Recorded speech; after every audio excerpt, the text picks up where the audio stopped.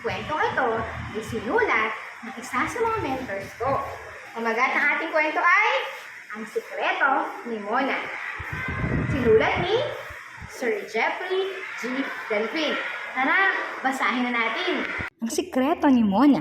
Sinulat ni Sir Jeffrey G. Delphine. Mona, gising na anak at mahuli ka na naman sa klase mo. Sigaw ng kanyang nanay na abala sa kusina. Napamulat ng mata si Mona at naisip nito ang pagpasok sa paaralan. Opo, nanay, babangon na po ako. Ang sagot ni Mona. Kumain ka na muna ng agahan bago ka maligo at magbihis. May nakahanda na rin pagkain sa mesa. Paalala ng kanyang nanay. Habang kumakain si Mona ng agahan, pinaplansya naman ni nanay ang kanyang uniforme. Mona, anong oras na? Akala ko naliligo ka na. Nag-aalalang sabi ni nanay. Ang sarap po kasi ng inihanda niyo agahan, nanay. Kaya ginanahan po akong kumain. Nakangiting sagot ni Mona.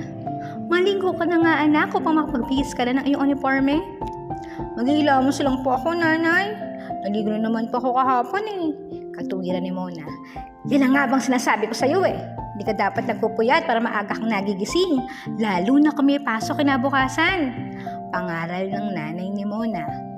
Nagmamadaling naghilamos si Mona at tumungo sa kanyang kwarto upang isuot ang kanyang uniforme. Sa kamamadali ay nalimutan nito ang magsipilyo.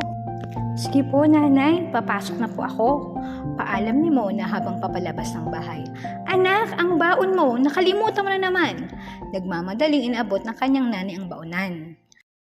Habang nasa paaralan, napansin ni Mona ang pangati ng kanyang katawan. Halos hindi na niya mapigilan ang sarili sa pagkakamot. Ano bang nangyayari sa akin? Bakit ako kinakati ng ganito? Bulong ni Mona sa sarili. Halos lahat ng mga kaklase niya ay nakatingin sa kanya.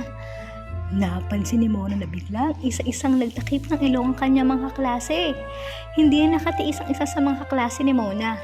Tumayo ito at nagsalita. Teacher Grace, may mabaho po.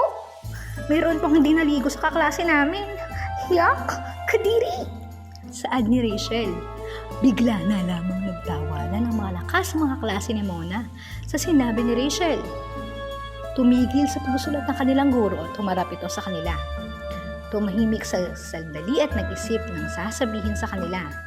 Masama ang nagbibintang, Rachel. Baka naman sa labas ng classroom ang iyong naaamoy na mabaho at hindi sa mga kaklase mo. Tanong ni Teacher Grace. Napayuko na lamang si Mona sapagkat alam niya sa kanyang sarili na siya ang tinutukoy ni Rachel. Noong recess ay nagmamadaling pumunta si Mona sa kanilang kantin upang bumili ng paborito nitong candy. Agad nitong binalatan at sinubo ang candy. Hindi pa man natutunaw ang candy ay kilagat na ito ni Mona para madali na itong maubos. Ngunit nakaramdam siya ng pananakit ng ngipin. Aray ko! Ang sakit ng ngipin ko! Maluhaluhang sabi ni Mona. Nawakan ni Mona ang magkabi ng pisngi sa pag-aakalang mawawala din ang nararamdamang sakit ng ngipin. Ngunit wala nang nagawa si Mona kundi ang hayaan na lang tumulo ang luha sa kanyang mata. Isang gabi, biglang nagising si Mona sa pagkakatulog nang may marinig itong maliliit na boses na nag-uusap sa kanyang harapan. Nagulat ito at natakot sa nakita. Kaibigang ipis siya si Mona, yung sinasabi ko sa batang tamad maligo. Tamad rin siyang magsipilyo ng ngipin.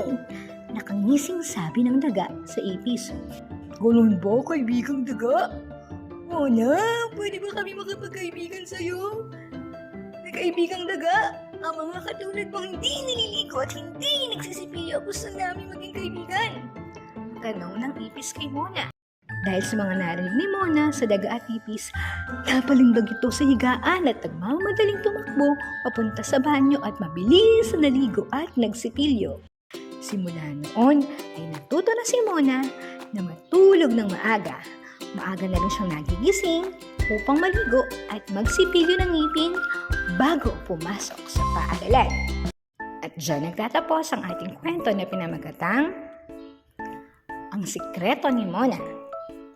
Ito po si Teacher Royce para sa Roy Stories. Hanggang sa muli, paalam!